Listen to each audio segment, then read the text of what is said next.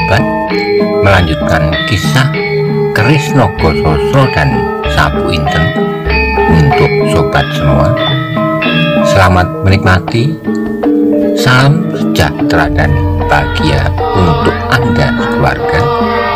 Salam budaya.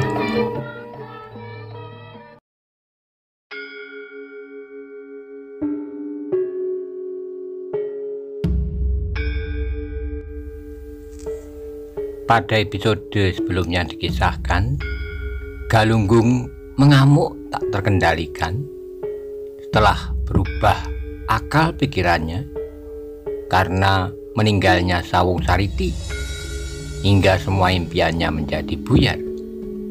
Bagaimana kisah selanjutnya? Simak bersama-sama.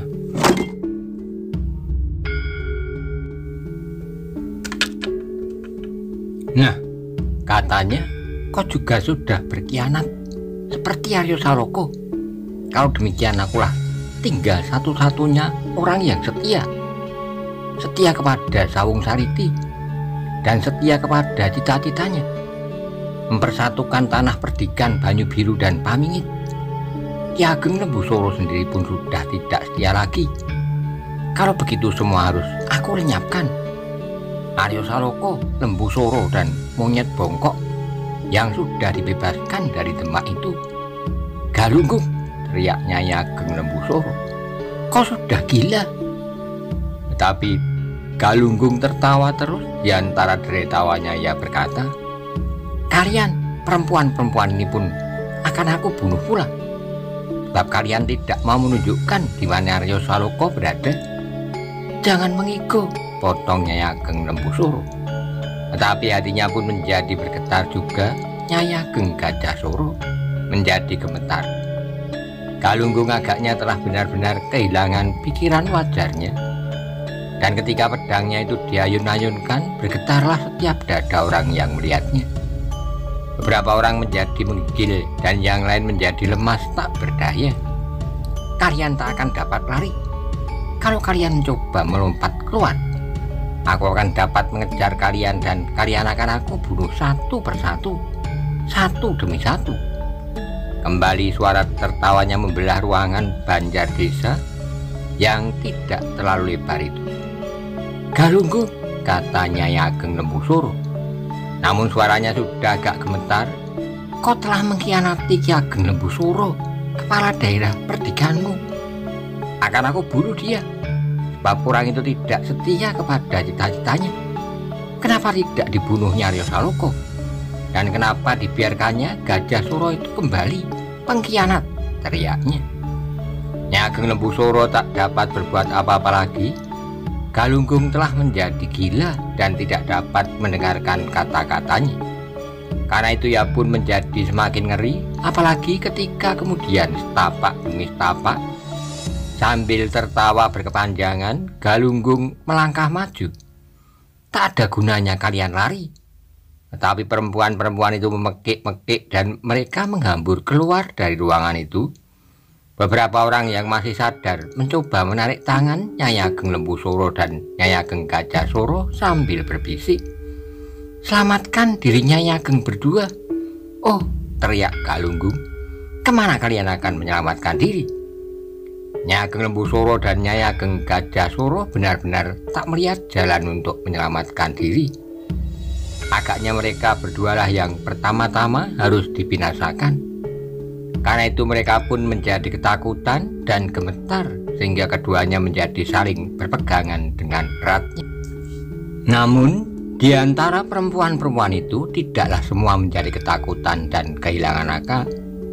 Tidak semua berlari-lari sambil berteriak-teriak.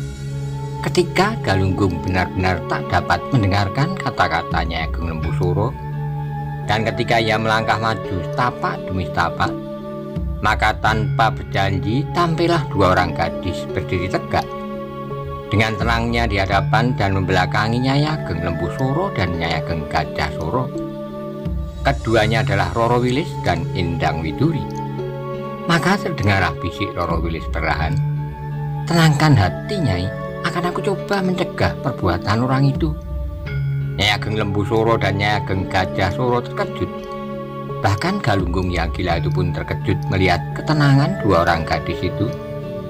Nyai Ageng Gajah Suro dan Nyai Ageng Lembu Suro masih belum mengenal terlalu banyak siapakah mereka itu. Yang mereka ketahui hanyalah nama kedua gadis itu, dan bahwa kedua gadis itu bukanlah gadis Pangmingit dan bukan pula gadis Banyu Biru. "Nini," panggil Nyai Gajah Suro, "kemarilah." Tapi Roro Wilis dan Indang Widuri tidak bergerak dari tempatnya, bahkan menoleh pun tidak. Pandangan mereka tertuju kepada mata pedang Galunggung yang berkilat-kilat tajam. Meskipun demikian, Roro Wilis menjawab, "Biarlah aku coba, Nyai. Jangan ini." Nyai Ageng Lembu Suro pun mencoba mencegahnya. Ia tahu benar betapa berbahayanya Galunggung bagi perempuan, apalagi gadis-gadis cantik itu. Sejenak Galunggung memandangi keduanya, mula-mula matanya menjadi bersinar-sinar. Sambil tertawa dalam gilanya, "Hei gadis-gadis cantik, jangan berdiri di situ. Biarlah aku selesaikan urusanku. Nanti kau boleh unggah-unggahi. Kau akan menjadi istri kepala daerah Perdikan Pamingit dan Banyu Biru. Kau dan aku." Ujung pedangnya bergerak-gerak menunjuk ke wajah Roro Wilis dan Indang Widuri. Namun kedua gadis itu tidak beranjak dari tempat. "Nini," panggil Nyai Ageng Lembu Suro cemas, "menyingkirlah." Wilis menarik napas. Dia sudah beberapa kali menghadapi lawan, bahkan ia pernah berhadapan dengan orang yang sedang terganggu sarafnya, gila. Meskipun demikian, ia masih mencoba untuk menenangkan hati Galunggung. Katanya, "Galunggung, kalau ada persoalan, biarlah persoalan itu diselesaikan. Persoalan antara kau dan Aryo Saloko, antara kau dan Paman Lembu Suro. Tapi kami perempuan-perempuan di sini tidaklah tahu persoalan itu. Dan kalau kau bunuh kami pun, persoalanmu tidak akan selesai." Sekali lagi Nyai Ageng Gajah Suro dan Nyai Lembu Suro menjadi keheran-heranan. Kata-kata Roro Wilis diucapkan las-lasan, kata demi kata, sama sekali tak menunjukkan tanda-tanda kecemasan, apalagi ketakutan. Galunggung mengerutkan keningnya, matanya tiba-tiba menjadi suram. Meskipun otaknya tak wajar lagi, namun lamat-lamat ia menjadi teringat bahwa ia pernah melihat gadis-gadis itu 1 atau 2 kali. Tetapi di mana dan kapan, akhirnya wajahnya menjadi tegang ketika kemudian teringat olehnya. Di mana ia bertemu dengan kedua gadis itu sehingga terlontarlah dari mulutnya, "Hei, bukankah kau gadis-gadis gila dari Gedangan? Kau masih mengenal kami?" Jawab Widuri, "Bukankah kau pernah mengunjungi kami di Gedangan bersama harimau betina dari Gunung Tidar dan kemudian sepasang uling dari Rawa Pening?" "Gila!" teriak Galunggung. Matanya menjadi liar kembali. Kedua gadis itu ternyata pernah menghadapi laskarnya sebagai lawan yang tangguh. Bahkan bukankah mereka pernah bertempur melawan Joko Soko dari Sri Simorudul? Tetapi otak Galunggung itu benar-benar telah tidak dapat berputar. Pikirannya hanyalah sesat, terpencar di kepalanya. Kemudian kembali gilanya mempengaruhinya. Karena itu maka sekali lagi ia tertawa. Bagus, bagus. Kalian akan menjadi istri yang baik. Menepilah, jangan biarkan perempuan itu melarikan diri. Jangan maju lagi, potong Roro Wilis. Nyai Ageng Gajah Suro dan Nyai Ageng Lembu Suro sekali lagi terkejut. Mereka tidak percaya apa yang dikatakan oleh Roro Wilis. Tapi sekali lagi mereka mendengar gadis itu memerintah, "Galunggung, tetap di tempatmu." Galunggung yang hampir saja melangkah maju terhenti juga. Dipandangnya Roro Wilis dengan tajam, matanya telah memerah, semerah darah. Kemudian ia berteriak nyaring, "Pergilah, atau kau akan lebih dahulu mati." Nyai Ageng berdua di belakang kedua gadis itu benar-benar menjadi cemas. Mereka tidak mau mengorbankan orang lain untuk keselamatan mereka. Karena itu Nyai Ageng Gajah Suro berkata, "Biarlah kami selesaikan urusan kami ini, Nini. Menyingkirlah." "Tenangkan hati Nyai Ageng berdua," saut Wilis. Dan kedua perempuan yang ketakutan itu menjadi semakin tidak mengerti. Dalam pada itu Roro Wilis dan Widuri sudah tidak melihat kesempatan lain kecuali mengusir orang gila itu dengan kekerasan. Karena itu tiba-tiba Widuri berbisik, "Serahkanlah kepadaku, Bibi." Roro Wilis meredupkan matanya. Ia menjadi ragu-ragu. Gadis kecil ini masih terlalu sukar untuk mengendalikan dirinya. Kalau kemudian Galunggung terbunuh oleh Widuri, masih belum diketahui apakah Ki Ageng Lembu Soro membenarkannya. Karena itu maka ia menjawab, "Aku sajalah yang menyelesaikannya, Widuri." "Ia bersenjata," jawab Widuri, "sedangkan Bibi tidak. Apalagi Bibi tidak siap dengan pakaian wajar untuk bertempur." "Kau juga tidak, Widuri," saut Wilis. Ketika Galunggung kemudian tertawa kembali sambil melangkah maju, Wilis berkata, "Berikan kalungmu itu kepadaku. Aku pernah menggunakan segala macam senjata. Selain kekhususan dalam bermain pedang, rantaimu itu akan lebih baik daripada sulur-sulur kayu yang pernah aku pakai berlatih dengan Eyang Pandanalas." Widuri ragu-ragu sejenak, namun Wilis berkata tegas, "Serahkanlah, orang gila itu sudah hampir mulai." Widuri tidak dapat berbuat lain daripada melepaskan kalung peraknya. Kemudian ia melangkah surut berdiri di samping Nyai Ageng Gajah Soro yang menjadi bertambah cemas. "Pergilah, pergilah," teriaknya. "Biarlah Nyai," saut Widuri. "Bibi Wilis akan dapat menjaga diri." Nyai Ageng Gajah Soro dan Nyai Ageng Lembu Soro tak dapat berbuat apa-apa lagi. Galunggung sudah berdiri selangkah di muka Wilis. Pada saat itu Roro Wilis terpaksa menyangkut ujung kain panjangnya pada sabuknya. Pada saat itulah pedang Galunggung teracung di dadanya. Sambil tertawa ia berkata, "Sayang, dada ini akan tembus oleh senjataku." Roro Wilis mengerutkan keningnya. Mata orang itu benar-benar mengerikan. Namun Roro Wilis adalah gadis yang tabah. Karena itu ia bergeser dari tempatnya. Bahkan ia telah bersiap menghadapi setiap kemungkinan. Ia tidak memegang rantai Widuri di pangkalnya dan menggunakan cakra yang tersangkut di rantai itu untuk melawan Galunggung. Tetapi Roro Wilis memegang pada ujungnya di mana cakra itu tersangkut. Bahkan cakra itu dilepaskannya dan diserahkan kepada Widuri. Widuri melihat bagaimana Roro Wilis mempergunakan senjatanya. Karena itu ia segera makluminya bahwa Roro Wilis agaknya hanya ingin mengusir Galunggung dari banjar desa itu. Ketika sekali lagi suara Galunggung menggelegar, Roro Wilis membentaknya dengan nada yang tinggi, "Diam dan tinggalkan tempat ini." Tiba-tiba tawa Galunggung berhenti. Ia mandang Roro Wilis dengan mata merah, katanya, "Apa maumu?" "Tinggalkan tempat ini," ulang Roro Wilis. Galunggung memandang semakin tajam. Gadis ini memang cantik, tapi bagi otaknya yang sudah tidak waras lagi, lebih baik menjadi kepala perdikan yang kaya raya daripada menuruti perintah itu. Jarak jangkau pada kedudukan kepala daerah perdikan disangkanya terlampau pendek. Bukankah tinggal membunuh Aryo Saloka, Gajah Soro dan Lembu Soro? Mudah sekali, mudah sekali. Karena itu ia menggeram. "Jangan gila, jangan menghalangi aku." "Kau yang gila," bantah Roro Wilis. Galunggung menjadi benar-benar marah dan tiba-tiba ia menakut-nakuti Wilis dengan pedangnya. Pedang yang telanjang itu diacung-acungkannya dengan gerakan menghentak-hentak. Berdesirlah dadanya Ageng Gajah Soro dan Nyai Ageng Lembu Soro. Namun Roro Wilis bergeser pun tidak. "Jangan berlaku seperti buta terong," teriak Widuri yang tidak dapat menahan gelinya melihat solah Galunggung. Mendengar kata-kata itu, Nyai Ageng Gajah Soro dan Nyai Ageng Lembu Soro menjadi heran.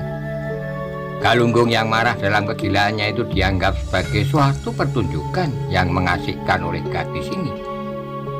Meskipun Galunggung telah hampir gila, namun kata-kata Widuri itu telah memanaskan kupingnya. Karena itu ia berteriak, "Tutup mulutmu atau aku akan menyubitnya." Widuri benar-benar nakal. Ia malah tertawa kecil, dan karena Galunggung tak dapat menahan diri lagi, langsung ia meloncat dengan pedang terulur, tidak menyerang Roro Wilis tetapi menyerang Indang Widuri. Bagaimanapun, Galunggung mencoba mempergunakan setiap kemampuan yang ada dalam dirinya. Namun dengan lincahnya Widuri berhasil menghindarkan dirinya. Seperti seekor kijang, ia melompat ke samping. Tetapi ia tidak berani menentang maksud Roro Wilis, karena itu ia tidak membalasnya. Malah ia lari seperti seekor kelinci dan bersembunyi di belakang Roro Wilis. Namun tawanya masih saja terdengar meskipun gadis nakal itu berusaha untuk menahannya. Wilis melihat sikap Widuri itu dengan menahan napas. Ketika Widuri sudah berdiri di belakangnya, ia berbisik, "Jangan terlampau nakal, Widuri. Aku tidak dapat menahan geli, Bibi," jawabnya.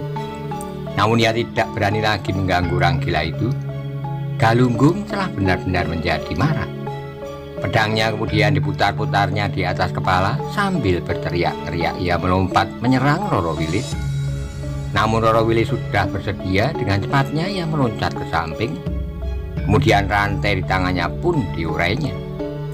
Nyi Ageng Gajah Suro dan Nyi Ageng Lembu Suro meskipun tidak memiliki kemampuan bertempur dan tata bela diri, namun mereka adalah istri-istri kepala daerah pertikan yang dalam kedudukannya sekali dua kali pernah melihatnya perkelahian, meskipun hanya dalam latihan-latihan laskar-laskar mereka. Karena itu ketika mereka melihat bagaimana Endang Widuri menghindar dan bagaimana Roro Wilis dengan gerak sederhana membebaskan dirinya dari serangan Galunggung, mereka pun menyadari bahwa wajarlah kalau kedua gadis itu sama sekali tidak takut menghadapi Galunggung. Maka ternyata dalam perkelahian berikutnya Galunggung tidak lebih daripada seorang raksasa rucah yang bertempur melawan kesatria-kesatria Pandawa. Meskipun ia berjuang mati-matian, namun yang dapat dilakukan hanyalah meloncat-loncat tak karuan. Bahkan sekali dua kali rantai Roro Wilis telah menyentuh tubuhnya dan membuat bekas luka yang nyeri. Kulitnya seperti terkelupas dan darah menetes dari luka-luka itu. Namun Wilis tidak benar-benar hendak melukainya. Karena itu sengatan rantai itu pun tidak terlampau berbahaya. Tetapi ketika Galunggung menjadi semakin menggila, Roro Wilis pun menjadi muak. Karena itu serangannya dipertajam dan Galunggung menjadi semakin terdesak. Meskipun demikian masih saja ia berteriak dan memaki-maki. Akhirnya serangan Roro Wilis semakin terasa berat. Pangkal rantai perak itu mematuk-matuk seluruh permukaan kulitnya, bahkan pipinya, hidungnya, dan dahinya. Kulit Galunggung itu telah dipenuhi oleh jalur-jalur merah dan lecet-lecet berdarah. Dalam kesibukannya mempertahankan diri itulah Galunggung mendengar suara Roro Wilis, "Tinggalkan tempat ini, menghadaplah Ki Ageng Lembu Suro dan mintalah maaf kepadanya." "Persetan dengan orang itu," jawab Galunggung. Tapi belum lagi mulutnya terkatup, pangkal rantai itu benar-benar mengenai bibirnya. "Gila!" teriaknya. Dan darah mengalir dari bibir yang tebal itu. "Jagalah mulutmu," bentak Roro Wilis. "Pergi dan turuti perintahku." Galunggung tidak menjawab, tapi terasa bahwa ia tak akan dapat melawan gadis itu. Karena itu tiba-tiba matanya yang liar melingkar-lingkar mencari pintu keluar dari ruangan yang celaka itu. Sesaat kemudian ketika beberapa kali lagi tubuhnya disakiti oleh rantai Roro Wilis, Galunggung meloncati pintu dan berlari ke halaman. Roro Wilis tidak segera mengejarnya. Ketika ia melihat Galunggung berhenti, orang gila itu berdiri dengan mengacung-acungkan pedangnya kepada Roro Wilis yang berdiri di pintu sambil memaki habis-habisan. Akhirnya Galunggung berkata, "Aku tidak dapat membunuhmu, sayang. Kau terlalu cantik. Tapi kalau lain kali kau berani melawan aku lagi, aku tidak mau memaafkan." Sekali lagi Widuri tidak dapat menahan geli hatinya. Ia tertawa tertahan-tahan, sedang kedua tangannya menutup mulutnya. "Jangan banyak tingkah," teriak Galunggung dari halaman. "Gadis kecil itu akan aku lumatkan kalau ia berani menghina aku lagi. Kepala daerah perdikan Pangerantunan lama." Roro Wilis tidak menjawab. Ia melangkah setapak maju sambil memutar rantainya. Melihat sikap Roro Wilis, Galunggung mundur beberapa langkah. Kemudian tiba-tiba ia memutar tubuhnya dan menghambur lari menyusup Regol. Namun di kejauhan suaranya masih terdengar, "Awas kalau kau sekali lagi berani melawan aku cerai kau." Willis tertegun di tempatnya. Apakah ia harus menangkap orang gila itu? Ia akan menjadi sangat berbahaya bagi penduduk dan orang-orang yang akan dijumpainya. Beruntunglah kalau ia bertemu Aryo Saloko atau Lembu Soro. Tapi kalau para prajurit mengeroyoknya beramai-ramai, maka nasibnya akan sangat menyedihkan. Pada saat dia termangu-mangu itulah terasa dua pasang tangan memeluknya sambil terisak-isak. Nyai Ageng Gajah Soro dan Nyai Ageng Lembu Soro mengucapkan terima kasihnya dengan uraian air mata. "Duduklah Nyai Ageng," kata Willis. Lalu kepada Widuri ia berkata, "Widuri, lihatlah di luar Regol. Kalau Galunggung berbuat sesuatu terhadap orang-orang yang ditemuinya. Tapi jangan berbuat terlampau jauh." "Baik Bibi," jawab Widuri. Dan ia pun segera melangkah keluar setelah ia menerima rantainya kembali. Dengan langkah yang cepat, Widuri berjalan di jalan kecil di muka halaman banjar desa itu. Kemudian membelok ke kanan menyusur jalan satu-satunya. Tiba-tiba ia berhenti. Di kejauhan ia melihat Galunggung berdiri berhadapan-hadapan dengan seorang yang bertubuh tinggi dan besar. Dengan tangkasnya Widuri menyelinap dan kemudian menyusup halaman. Ia pergi mendekati orang gila itu. Sekali-kali Widuri harus melompati pagar-pagar batu, dan sekali-kali ia harus menyusup gerumbul-gerumbul liar yang masih berserakan di sana sini, di halaman-halaman yang kosong dan terbentang di antara rumah-rumah kecil. Ketika ia sudah mendekati tempat Galunggung berdiri, maka ia pun mendengar apa yang dipercakapkan mereka. "Galunggung," terdengar orang tinggi besar itu berkata, "Marilah kita pergi ke banjar desa. Bentar lagi Ki Ageng Lembu Soro akan datang. Darinya kau akan mendengar beberapa keterangan yang perlu." Yang terdengar adalah derai tertawa Galunggung. Kemudian jawabnya, "Aku temui di sini seorang pengkhianat lagi." "Jangan berkata begitu," sahut lawannya. Bicaranya orang tinggi itu. Ketika Widuri tempat mengintip mereka, maka tahulah Widuri bahwa orang yang tinggi itu adalah salah seorang pemimpin Laskar Pamingit yang pernah didengarnya dipanggil dengan nama Wulungan, meskipun ia belum mengenal langsung. "Kau tinggal memilih Kakang Wulungan, Lembu Soro, Gajah Soro, Aryo Saloko atau Galunggung?" kata Galunggung kemudian. "Apanya yang harus aku pilih?" tanya Wulungan. "Mereka adalah pengkhianat-pengkhianat sepeninggal Sawung Sariti. Akulah yang paling berhak atas kedudukan yang sudah dicapainya. Sebab akulah kawan yang paling setia dan akulah yang telah memberinya berbagai jalan untuk mencapai cita-citanya," jawab Wulungan. Wulungan pun kemudian melihat mata Galunggung yang liar itu, maka katanya, "Katakanlah itu kepada Ki Ageng." "Akulah kepala daerah Perdikan sekarang," kata Galunggung. "Atas nama kepala daerah Perdikan Pamingit, ikutlah aku." Wulungan menjadi tidak sabar lagi. "Apa kau bilang?" bantah Galunggung. "Atas nama kepala daerah Perdikan Pamingit. Omong kosong. Akulah kepala daerah Perdikan itu." Mata Galunggung menjadi semakin merah dan liar. Bahkan ujung pedangnya sudah mulai bergerak-gerak. Kemudian orang gila itu berteriak, "Pengkhianat, ini harus aku selesaikan."